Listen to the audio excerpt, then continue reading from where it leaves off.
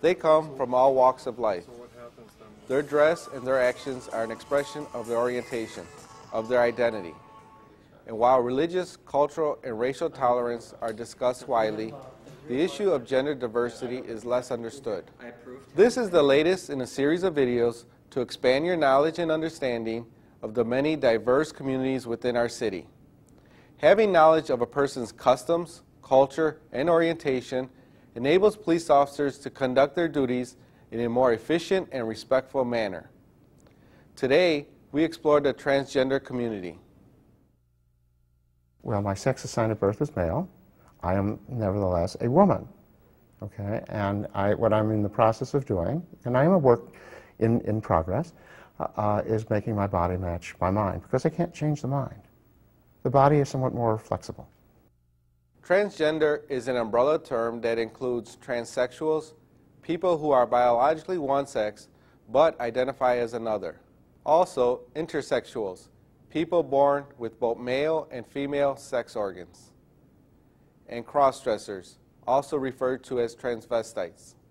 I belong to a group where we call ourselves heterosexual cross-dressers. So we are people who live part-time as females, part-time as males.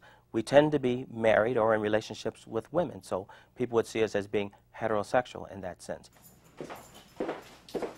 The majority of cross-dressers are heterosexual males. Gloria is a successful businessman with a wife and 2 children. He considers his cross-dressing a compulsion. There's no dating, there's no sexual component to it, and so I think most people are a little surprised that it has nothing to do with attracting men or even attracting women. It's a way of expressing who we feel we are inside. Gender identification and sexual orientation are 2 entirely different things. The vast majority of transgender people are not gay. Typically, people think a transsexual or a transgender, depending on what they are living as, they feel that they are gay or lesbian, and they're not at all. Most I'll say, transsexuals are not. And it is simply the way they want to live in society. A person that's gay feels comfortable in his own body, but is sexually attracted to other men. Or, in the case of lesbians, other women. I am not going to have any type of sex changes. I am not seeking to change my gender by no means. So I was born a female and will remain a female till the day I leave Earth. Stevie Conlon, on the other hand, is transitioning. She was born a biological male, but identifies mentally and emotionally as a heterosexual female. I'm a trans woman. I identify as a woman. My driver's license was changed. My name was legally changed. I'm a transitioning transsexual. I've been on hormones for several years. I've grown breasts, and I'm saving up my money for my sexual reassignment surgery. Transgendered people are just a statistical percentage of all walks of life. Myself, I'm an attorney. I'm licensed in Illinois and New York, and we have transsexual doctors, we have transsexual accountants, so there are people in all the trades. Including law enforcement. Jay Wombles is a Chicago police officer. Ever since I can remember, I always identified myself as male, and as I became older and was able to make those changes, I started to make those changes. I started with changing my name. Then went on to have top surgery, chest surgery. Then I went on to have hormone therapy. And finally, full sexual reassignment surgery, which means now he is psychologically, biologically, and legally male. I'm a police officer. I'm not a transgender police officer.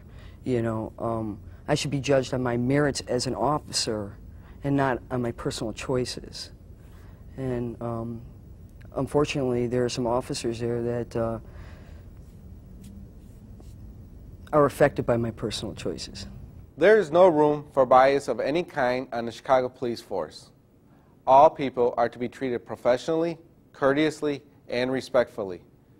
For interactions with the transgender community, refer to the person by the appropriate pronoun. It's terribly, terribly offensive to a transsexual to have herself, in my case, referred to with male pronouns. If they have a question, though, they could simply ask me, how do you prefer to be identified? Which pronoun would you like me to use, he or she? And I'd be happy to tell them. Is this you on the ID? Yes. How would you like to be referred to, as ma'am or sir? I've myself done the mistake. Had somebody step out of the car and said, "Ma'am, step out of the car," and they are male. And they'll say, "Oh, well, I prefer this or that." And at that point, I'll refer to them as such. Pat-downs may be more complicated. People in transition may not have undergone complete sexual reassignment surgery. Ask a transitioning person if he or she is pre-op or post-op. Now, a lot of the people that are transitioning that go from male to female start off with hormone injections, so they might start developing breasts. They might have already gotten implants. They still have to be searched by a male, because if they have male genitalia, they're considered men. Females that are female to male might look like a male with facial hair, but might still have female genitalia, should be searched by a female. This is an officer safety issue, and it just has to be done. And if you could do it as respectfully as you can, but never compromise. And I do say this again, never compromise officer safety on that. Be sensitive to transgender dress. Some transgender people wear wigs. Padded undergarments may be worn to give a person a more feminine or masculine look. Breast prostheses are also common. Officers should refrain from verbal and nonverbal expressions of surprise or disapproval. And it usually happens when the officer is simply ignorant. It just doesn't know what he or she is dealing with. And it's humiliating to the person who's having it done to her or to him. And there's no reason for it. And just as someone puts significance in their attire because of their faith or their upbringing, we put a lot in our attire for our gender identity. That's what we're doing. Every time I've witnessed this, I've seen cops kind of like, what? I mean, give funny looks. So I don't feel like a lot of people feel safe or comfortable. Casey identifies as a female-to-male transsexual. He works with gay and transgender youth in the Uptown community. A lot of the times I'll hear, and I've witnessed, young transgender girls walking down the street, and where cops would assume that they're out walking around to trying to turn tricks or, you know, to pick up johns or whatever. That is not an infrequent complaint among transsexuals, a belief that police and others assume they are somehow involved in the sex trade. That's like assuming that a woman, because of her appearance, just wants to have sex with men. That's really not appropriate. But people make that generalization about trans people, whether you're a trans man or a trans woman. And sometimes that erroneous assumption works a real hardship on people. Assumptions, gender profiling, stereotyping, all are counterproductive to police work. Keep an open mind when dealing with any community member, regardless of race or religion, sexual preference, or gender identity. Treat anybody that you would come into contact with in our community with as if you were treating a family member or somebody that you know. It's as simple as that. They need to respect people's personal choices. You don't have to understand it or agree with it, but you need to respect it. I think with the respect, everything else will fall into place. All of the people we encounter on a daily basis expect to be treated with dignity and respect.